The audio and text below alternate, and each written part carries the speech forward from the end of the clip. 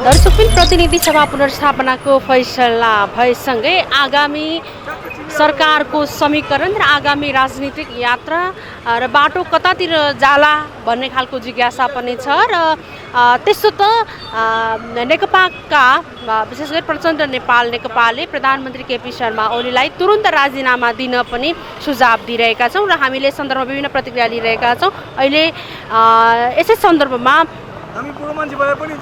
प्रतिनिधि सभा विघटन भएदेखि नै यहाँहरू निरन्तर रूपमा विरोधमा हुनुहुन्थ्यो, सडकमा र चरणबद्ध रूपमा आन्दोलनमा हुनुहुन्थ्यो र हिजो पुनर्स्थापनाको फैसला सर्वोच्च अदालतले गर्यो। यहाँको धारणा के छ? पुनर्स्थापना जसरी अदालतले गर्यो यो स्वागत योग्य छ। अदालतले संविधानको सर्वोच्चता अनुरूप यो देश चल्छ भन्ने कुरा स्थापित गरेको छ।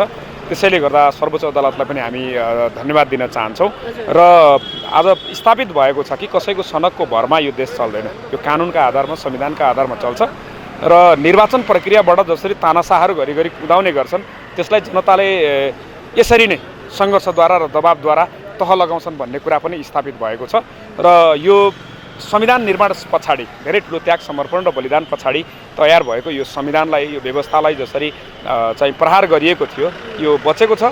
यसले त्यो जसले यो संविधान निर्माण गर्नको लागि लामो समय लडेर त्याग समर्पण र बलिदान गर्नुभयो उहाँहरूको योगदान पनि आज चाहिँ सम्मान भएको छ र सर्वोच्च अदालतप्रति हामी विशेष धन्यवाद ज्ञापन गर्न चाहन्छौँ जसले देशभरिबाट काठमाडौँमा आएर प्रतिगमनका विरुद्धमा सडक सङ्घर्षमा दबाब दिन विभिन्न दुःख गरेर आउनुभयो, कोही घाइते हुनुभयो, कोही चाहिँ विभिन्न थुनामा पक्राउ आदि पर्नुभयो।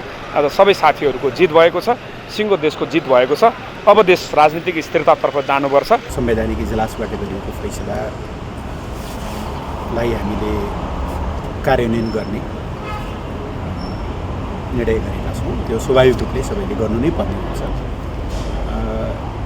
फैसलाहरू सधैँभरि अपेक्षित नै हुन्छन् भन्ने होइन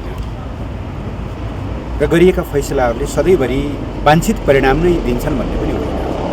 हाम्रो चिन्ता नेपाली जनताको जुन चाहना हो स्थिर सरकार, स्थायी नीतिहरू, सङ्गतिपूर्ण नीतिहरू र मुलुकमा बलियो राजनीतिक स्थायित्व, यी कुराहरूलाई अदालतको फैसलाले बल पुर्याउँछ या भोलिका दिनहरूमा मुलुक एउटा राजनीतिक अस्थिरतातिर जान्छ भन्ने बारेमा हामीले पर्खिनुपर्नेछ।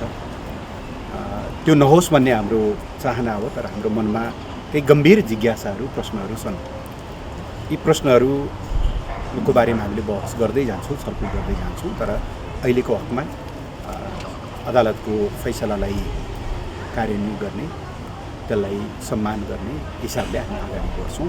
प्रतिनिधि सभालाई पुनर्स्थापित गर्ने जो फैसला सुनाएको छ त्यसलाई पार्टीले ऐतिहासिक फैसला भनेको छ र यसले प्रतिनिधि सभा पुनर्स्थापना मात्रै गरेको छैन, यसले संविधान र लोकतन्त्रको रक्षा पनि गरेको छ र यसले देशलाई प्रतिगामी षड्यन्त्रको ठुलो चक्रव्यूहमा र राजनीतिक सङ्कटको अँध्यारो सुरुङतिर लैजाने जो खतरा थियो त्यो खतराबाट पनि देशलाई बचाउन योगदान पुर्याएको छ।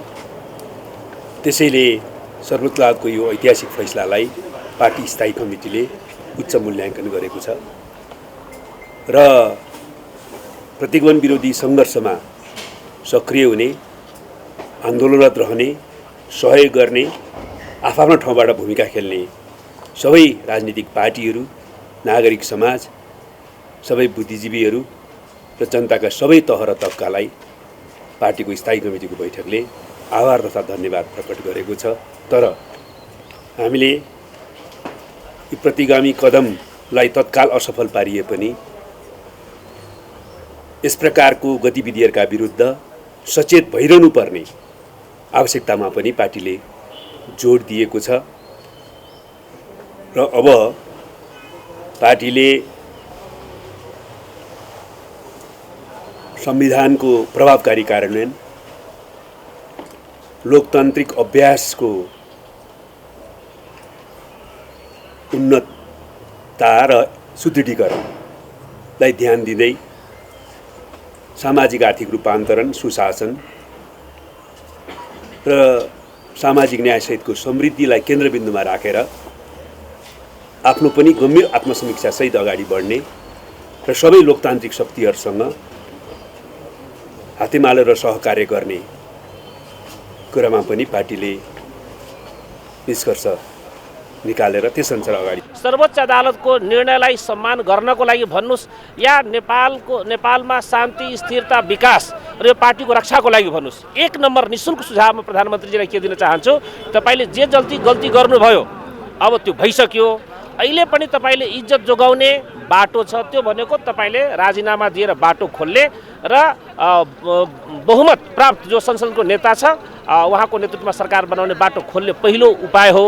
यदि उहाँले यसो गर्नु भएन, उहाँले लेरीढिपी गर्नुभयो, कुनै जालझेल षड्यन्त्र पुनः गर्नुभयो भने उहाँको विरुद्धमा तपाईँको अविश्वासको प्रस्ताव आउँछ र उहाँ चाहिँ यसबाट हट्नुहुन्छ, प्रधानमन्त्रीबाट तपाईँको हट्ने स्थिति बन्छ र त्यसपछि संसदीय दलको नेताको नाताले यो नेकपाको बहुमत सदस्यको प्रतिनिधि सदस्यको नाताले स्वतः मलाई लाग्छ कि प्रचण्डजी प्रधानमन्त्रीको रूपमा आउनुहुन्छ। म यो कुरा किन भनिरहेको छु भनेपछि कानुनी रूपमा पार्टी फुटेको छैन। पार्टी फोड्नको लागि 40% सदस्य चाहियो र 40% तपाईँको पार्टीको सदस्य चाहियो। यो दुवै तपाईँको केपी ओलीजीसँग छैन।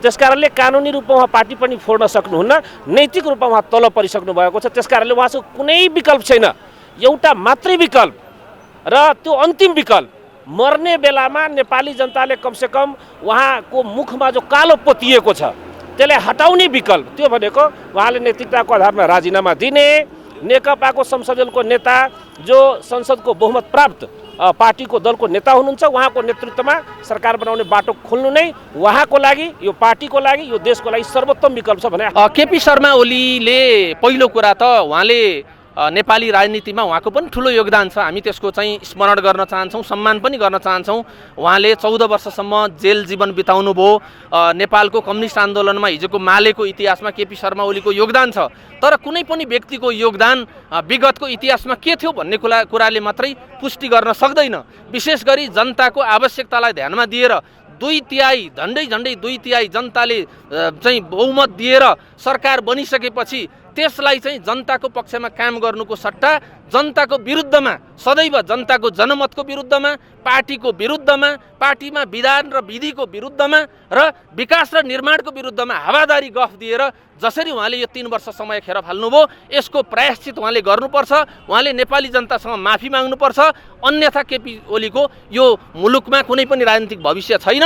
र केपी ओलीको मात्रै होइन, केपी ओलीको यो प्रतिगामी कदमको समर्थन गरेर लाग्ने जति पनि नेताहरू हुनुहुन्छ उहाँहरूलाई हामी जनताको तर्फबाट हामी के सुझाव दिन चाहन्छौँ भने तपाईँहरू प्रायश्चित गर्नुहोस्, तपाईँहरू पश्चाताप गर्नुहोस् र तुरुन्तै फेरि जनताको नाममा, पार्टी कार्यकर्ताहरूको नाममा माफी माग्दै तपाईँहरू फेरि मूल पार्टीमा समाहित हुनुहोस् र यो देशलाई अगाडि बढाउने अभियानमा तपाईँहरू लाग्नुहोस्, अन्यथा तपाईँहरूको भविष्य छैन भन्न चाहन्छु।